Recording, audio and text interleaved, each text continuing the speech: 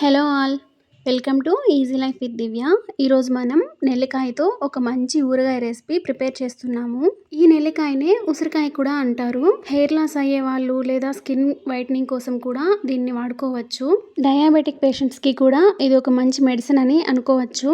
ఈ ఉసిరికాయ కొంచెం పుల్లగా ఒగరుగా ఉంటుంది కాబట్టి దీన్ని డైరెక్ట్గా చాలామంది తినలేరు. కాబట్టి దీంతో ఇలా పచ్చడి ప్రిపేర్ చేస్తున్నాను. ఈరోజు నేను ప్రిపేర్ చేసే దానిలో ఒక 25 నెల్లికాయల వరకు తీసుకుంటున్నాను. వీటిని నీట్గా వాష్ చేసుకోవాలి. పచ్చడి అన్నది నిల్వ ఉండాలి కాబట్టి తడి తగలకుండా వీటిని ఒక క్లాత్తో నీట్గా తుడుచుకోవాలి. మనం రెగ్యులర్గా చూస్తూ ఉంటాము, కొంతమందికి బ్లడ్ తక్కువ ఉండడం వల్ల స్కిన్ ముడతలుగా కనిపిస్తుంటుంది కదా. అలాంటి వాళ్ళు వాళ్ళ డైట్లో దీన్ని రెగ్యులర్గా వాడారంటే స్కిన్ టైట్నింగ్ అవ్వడంతో పాటు మంచి గ్లో కూడా వస్తుంది. ఈ పచ్చడి కోసం ఒక పొడి ప్రిపేర్ చేసుకోవాలి.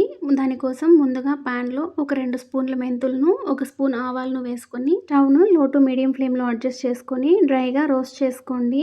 మనం డైలీ యూస్ చేసే కిచెన్ ఐటమ్స్లోనే ఎన్నో మెడికల్ వాల్యూస్ ఉన్న ఐటమ్స్ ఉన్నాయి.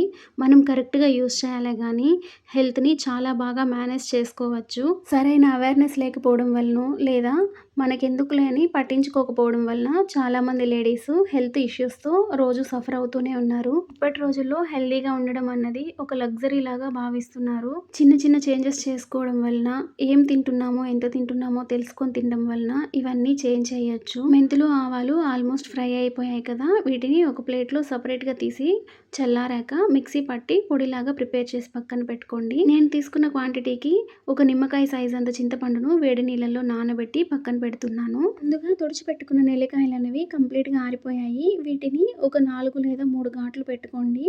అప్పుడే వీటి లోపలికి ఉప్పు కారాలు బాగా పట్టి టేస్ట్ అనేది చాలా బాగుంటుంది. ఈ పచ్చడి బయట అయితే ఒక 2 to 3 మంత్స్ ఉంటుంది, లేదా ఫ్రిడ్జ్లో స్టోర్ చేసుకుంటే 6 మంత్స్ వరకు ఉంటుంది.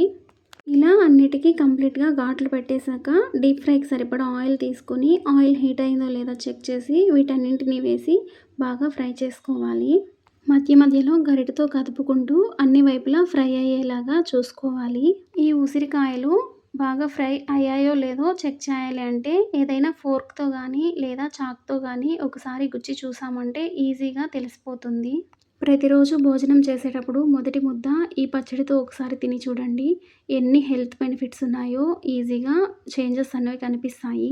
ఈ నెల్లికాయలు ఆల్మోస్ట్ ఫ్రై అయిపోయాక వీటిని ఒక ప్లేట్లో తీసుకొని సపరేట్ చేసుకోవాలి. ఇప్పుడు అదే ఆయిల్లో మనము పోపు వేసుకోవాలి. దానికోసం ముందుగా ఆవాలను వేసి ఆవాలు చిటపటమన్నాక కాసిన్ని మెంతులు కూడా వేసుకోవాలి. ఈ 2 ఫ్రై అయ్యాక కరివేపాకును కూడా వేసి కరివేపాకు క్రిస్పీగా అయ్యేంత వరకు ఫ్రై చేసుకోవాలి. ఇప్పుడు పొట్టు తీసి దంచుకున్న ఒక 10-12 తెల్లగడ్డ పాయలను కూడా వేసుకొని ఫ్రై చేసుకోవాలి. ఇవి కూడా ఫ్రై అయిపోయాక మనం ముందుగా వేడి నీళ్ళలో నానబెట్టుకున్నాం కదా చింతపండును, దాని గుజ్జును మాత్రమే సపరేట్ చేసుకొని ఈ ఆయిల్లో వేసి ఒక 10 నిమిషాల వరకు ఉడికించుకోవాలి.